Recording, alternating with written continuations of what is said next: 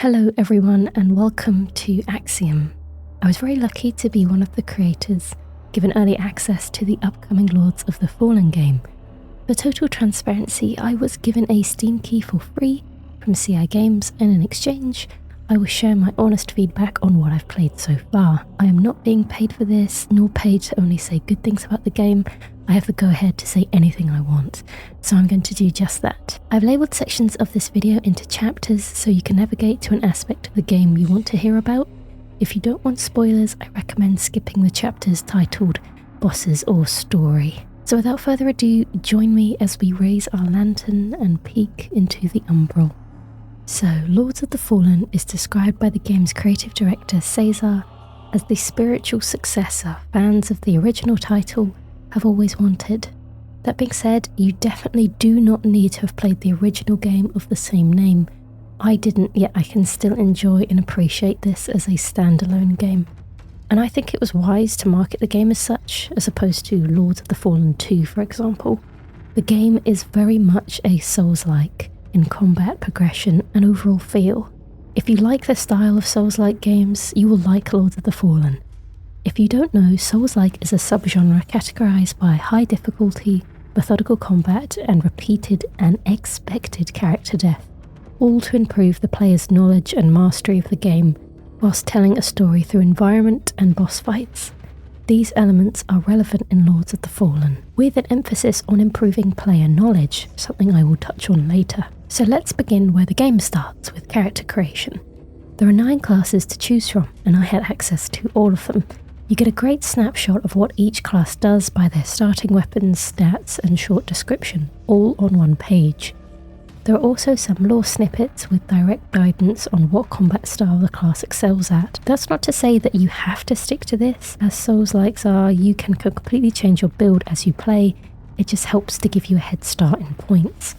So you first have the Hallowed Knight, stalwart, resilient, excelling in the strength and radiance stat, like a traditional medieval knight. This is a good choice for beginners as they have high vitality, endurance, and wear medium armour, allowing for a slightly more forgiving experience.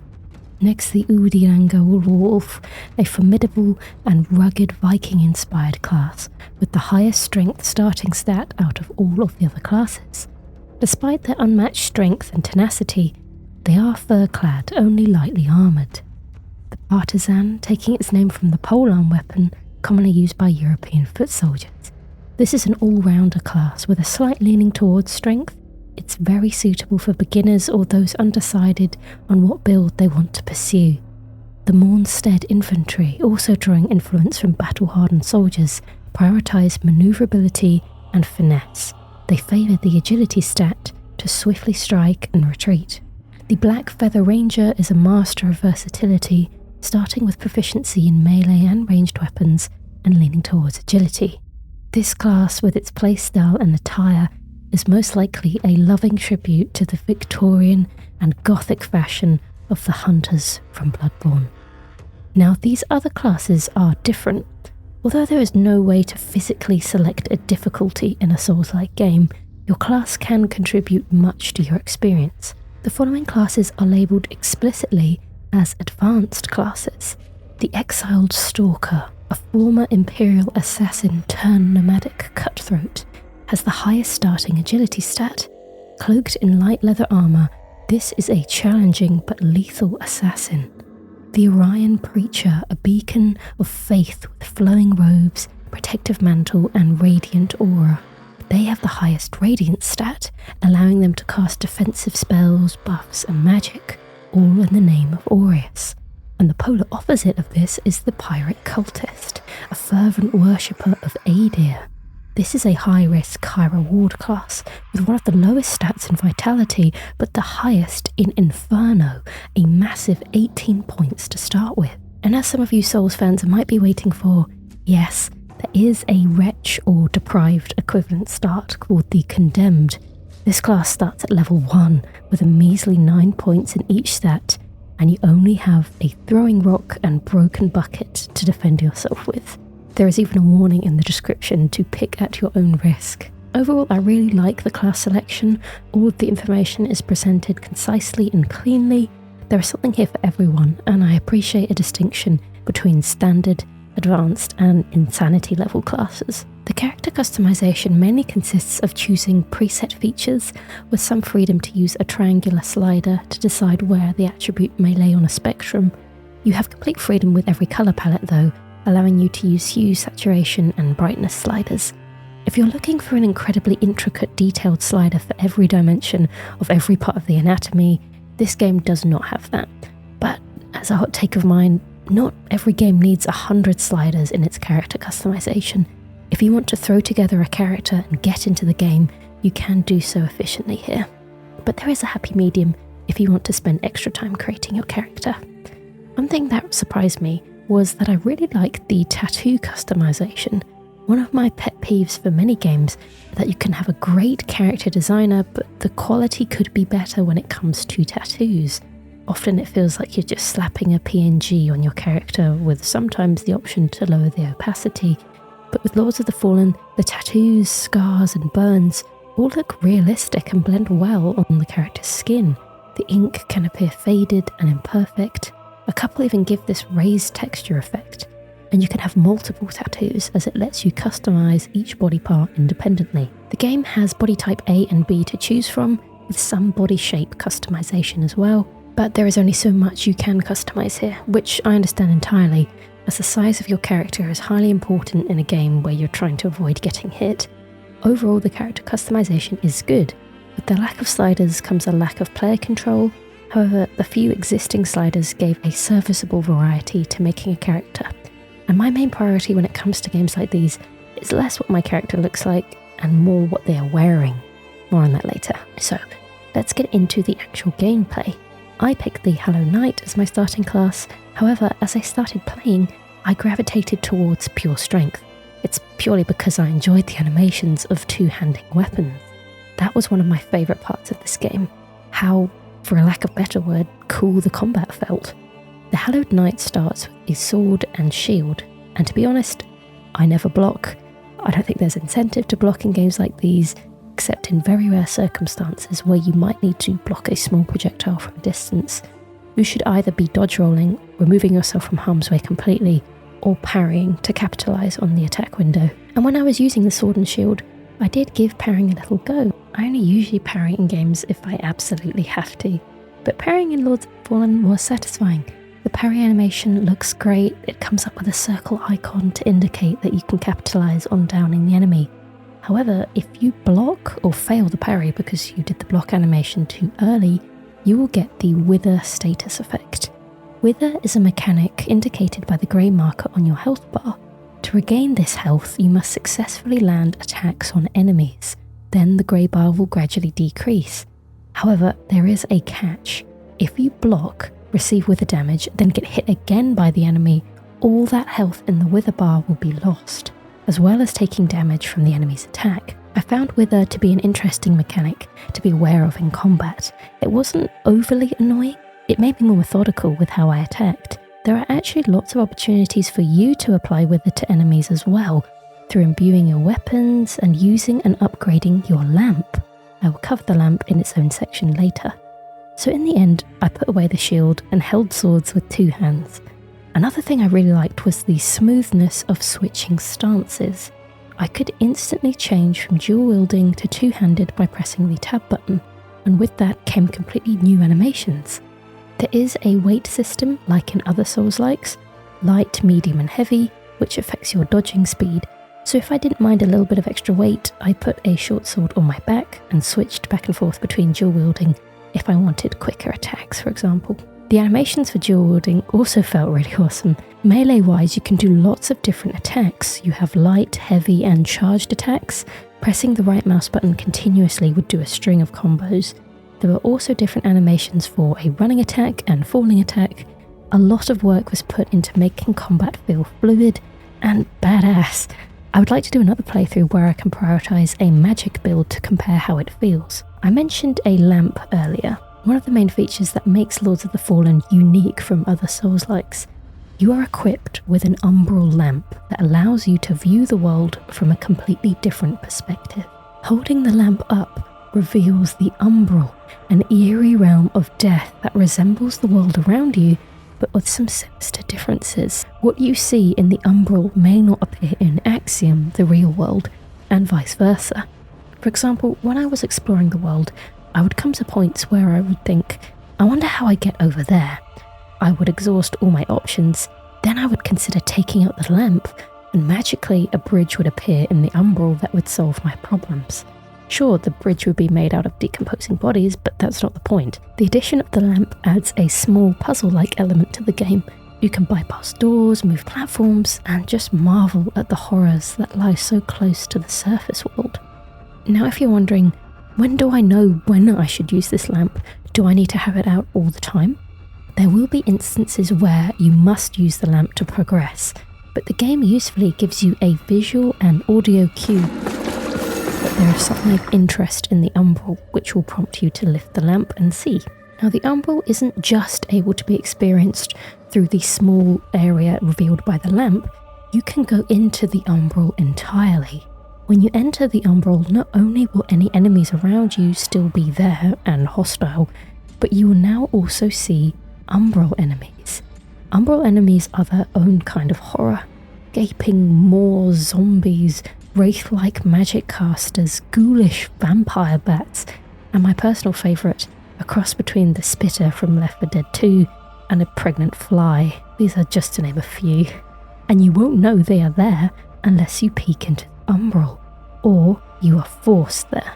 What I didn't tell you yet is another big game mechanic. If at any point while you are in Axiom and your HP reaches 0, you will die, of course, but after a few seconds, the world will automatically change to the Umbral, and you will resurrect, getting a second chance at life. When you revive, you will have Wither on half of your health bar, so you better start getting some hits in, or you are dead for good. Also, when you revive, this wave of energy comes out of you and will give a small knockback to any enemies around you, stopping them from instantly getting a cheap hit in. Now this feature took some getting used to for me, and I will admit, it was like a guilty pleasure in some instances. I would be fighting an enemy, mess up, die embarrassingly, and then get a second chance to beat them without losing any progress, or my vigour, which is the game's currency, like runes or souls. It also comes in handy if you accidentally fall off a platform or misjudge the jump distance, and I fell a lot. It will very kindly put you back on the edge right before you fell.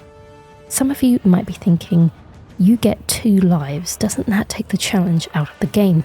But honestly, I don't think so. I feel like the creators make the Umbral like a blessing in disguise. Underestimate it, and you will face the consequences. If you voluntarily enter the Umbral, you will only have 1 life. So if you die in the Umbral, you will die for real. I like that the game gives you access to the Umbral whenever you want.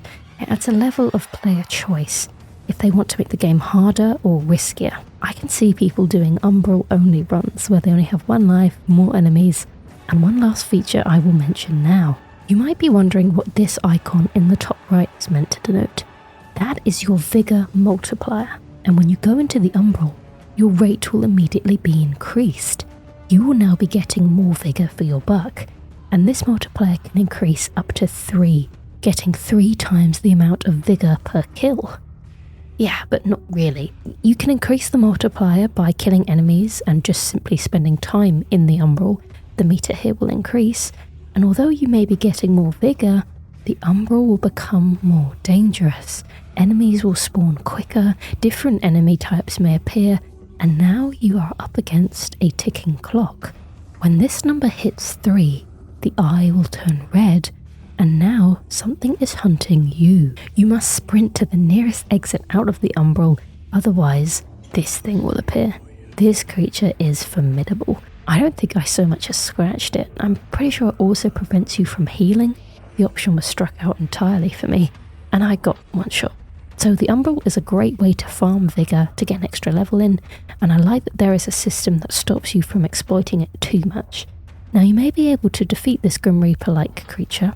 It first appeared to me when I was pretty low leveled, and honestly I never wanted to see it again, so I haven't tried. But it may be like a Reaper from Persona 5, who also spawns if you've been in Mementos for a few minutes. It's a brutal enemy, but you can defeat it. Something for you guys to test out maybe. There are more things to do in the Umbral, but I will leave that for you to experience. The whole Umbral lamp system did take a little bit to get used to, especially input-wise on the keyboard and mouse, which is what I use to play with. You have to hold the control button to lift the lamp whilst pressing or holding down another button to do a lamp-specific action, and you're probably unlikely to be standing still while all this is going on, so you'll be pressing WASD as well. As for some feedback, it would be nice to have the lamp as a toggle option, so just pressing control once to have the lamp up so you have more fingers free. I'm unsure what it's like when using a controller. It may be more native to that layout. Adding the lamp system on top of all the other Souls-like mechanics is a little bit of a learning curve, but I think it's a great addition. Adds something unique to the genre and a whole new perspective to the game. The soundtrack of this game is excellent, featuring the works of Knut Avenstroup Haugen, the same composer whose works featured in the 2014 Lords of the Fallen game, as well as Cris Velasco, whose music you may be familiar with from Bloodborne, Mass Effect and God of War, just to name a few. And it shows. With a full orchestra and choir, the soundtrack really captures the mood. Heavenly, angelic vocals offset by chilling organ.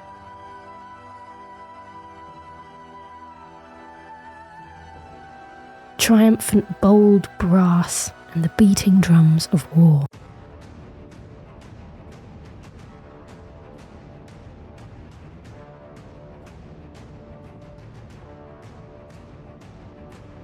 The more I listen to this soundtrack, the more I get sucked into the world of Aureus's resplendent light, of Aedir's festering dark forces. If you want to hear more of the music, the official soundtrack is now on Spotify, or a sample of some of the tracks is on YouTube. I will leave a link in the description if you want to hear some more. I also wanted to commend the game on its ambient soundtrack as well, the sounds that would play in the environment. They were really atmospheric. You had gentle bells clicking in the wind, the uneasy and restless swamp. My favourite would be when you were in the Umbral. The longer you spent there, the higher the pitch of the background droning noise it would increase. The change was so gradual that I didn't notice it for a while, but I just wondered why I was feeling more tense the longer I spent in there. And that was when the Reaper came out of the ground and frightened me. But before it did, I knew something wasn't right, I just couldn't explain what. That level of detail I really appreciate. Music and sound in games is meant to stir something within you, and Lords of the Fallen definitely does that. When it came to voice acting, however, I was a little underwhelmed. When playing this game, it's really hard to not constantly compare it to the founders of the Souls genre, some of whom have theatrically trained voice actors. However, in Lords of the Fallen, I found that the NPCs, mainly in the hub, were just fine. They certainly weren't bad, but they didn't inspire or intrigue me with their performance, and maybe that's a testament to the complexity or lack thereof in their character writing. For example, I'm very spoiled by the depth of the NPCs in Elden Ring. I've been able to make at least 30-minute videos on each of the NPCs from that game. I don't know at this point if I can do the same with Lords of the Fallen, and that's one of my main personal disappointments. But I'm delving more into character critique than sound, so I'll get back to what I was saying.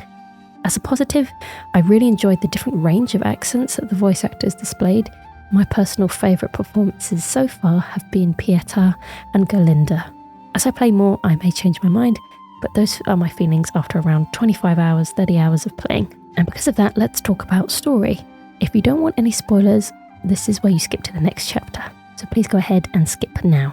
Lords of the Fallen takes place 1,000 years after the events of the 2014 release of the same name, before Mornstead was plagued by the brutal tyranny of Aedir, a malevolent demon god. His reign of terror was finally brought to an end at the conclusion of the first game. Cut to the present, and Aedir's ominous return looms on the horizon, threatening to plunge the realms of the living and the dead into eternal chaos. You play as the Lamp Bearer, armed with a mysterious tool that bridges two worlds, Axiom, the realm of the living, and Umbral, the realm of the dead, or should I say undead. Mornstead is now overrun with demonic beasts, fallen crusaders, cult groups and other nefarious entities united in their goal to oppose the Lamp Bearer. As the lamp bearer, you are entrusted with these extraordinary abilities to stand up as humanity's last hope. You also come across a group called the Dark Crusaders, an elite group of warriors known for their mastery of diverse combat style and sorcery. They are the valiant defenders against Adia's influence, safeguarding the land from the encroaching darkness. However, their true intentions remain shrouded in mystery for now, leaving us to navigate a complex web of their allegiances. Your objective is to cleanse the 5 beacons. These structures that once served as the magical restraints against Adia's resurgence have been defiled. With the restraints weakened, this too has weakened Adia's shackles. When the world opens up, you can actually see the lights of the beacons cast up into the sky, giving you a good sense of objective and where you need to head next. Now, as I said before, I'm only 25-30 hours into this game, and I've only cleansed 1 beacon, almost at the second one, I think. That is probably more of a statement to my abilities in progressing this game than the game itself, but I just didn't want to rush at all.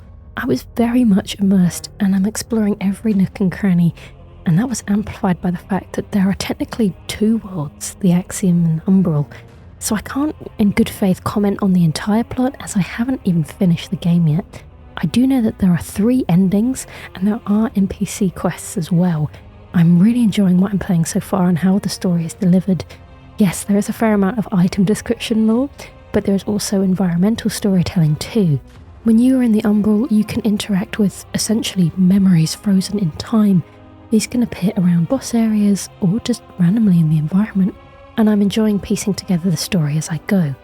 The themes, symbolism and art direction are one of the game's strongest points in my opinion, and that has been a real motivator in progressing the game, wanting to see what beautiful or horrific nightmare the game would reveal to me next.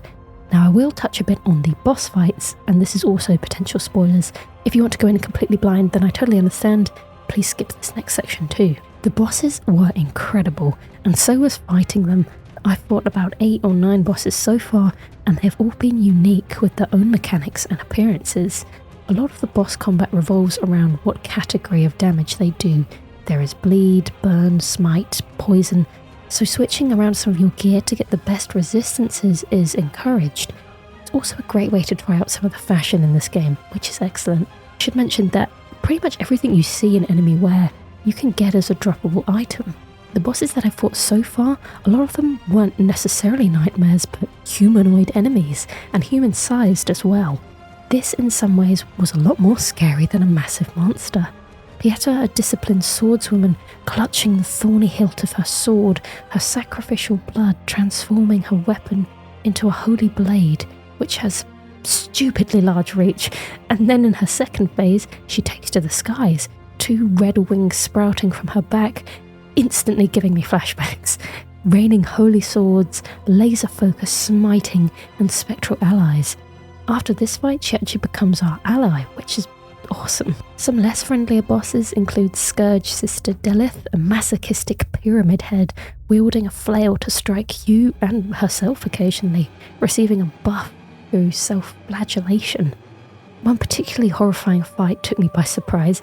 As I entered a new area, the floor collapsed immediately beneath me, tumbling into a disgusting pit of bodies. The pit itself transformed into a disturbing congregator of flesh, slamming and swinging its body parts around.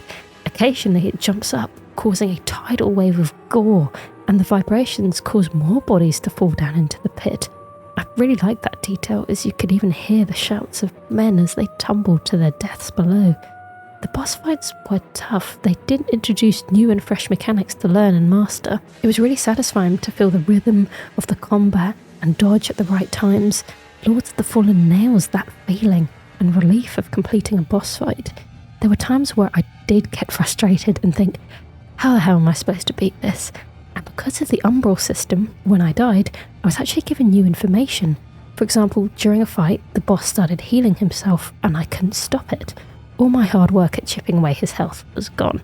But then, when I went into the Umbral, I noticed these blue parasites, and siphoning them near to the boss caused an explosion, thereby knocking off his holy aura, dispelling it and allowing me to get more damage in and sabotage his attempts at healing. I mean, you probably could mow him down through a battle of attrition, but I really enjoyed that the game gave you alternatives and new perspectives on how to approach a fight. They definitely worked really hard on the boss fights themselves from a combat perspective and a design perspective as well. It was just such an awe to look at and experience. There were lots of other little details I enjoyed about the game as well. For example, if you died on your first attempt at a boss, when you return, there will be an option to summon help from relevant NPCs. This is not the case for all bosses, but I was really surprised that you could have multiple options. Some bosses had 3 or 4 options to choose who you wanted to assist you with the fight. At this point, I'm still not sure if this is for quest progression purposes with the NPCs, or just for whose battle style you liked the most and worked best with your playstyle. Either way, it's really cool and totally optional. As one point of feedback, the summons appear as a silhouette made out of moths. It's not immediately clear who is who, but when you interact with the summon point, it does clarify who the NPC is with a name. But maybe for more clarity, an icon could be included, kind of like how Elden Ring has a little portrait of the character. Or just make the moths more dense so you get a better look at who the character is. I can safely say that this game impressed me, it challenged me, and it immersed me. There was a lot of love put into this game, and a lot of work to make it right as well. After doing some research, it appeared that the studio worked hard to address criticism from their previous game and implement improvements in areas where their predecessor fell short.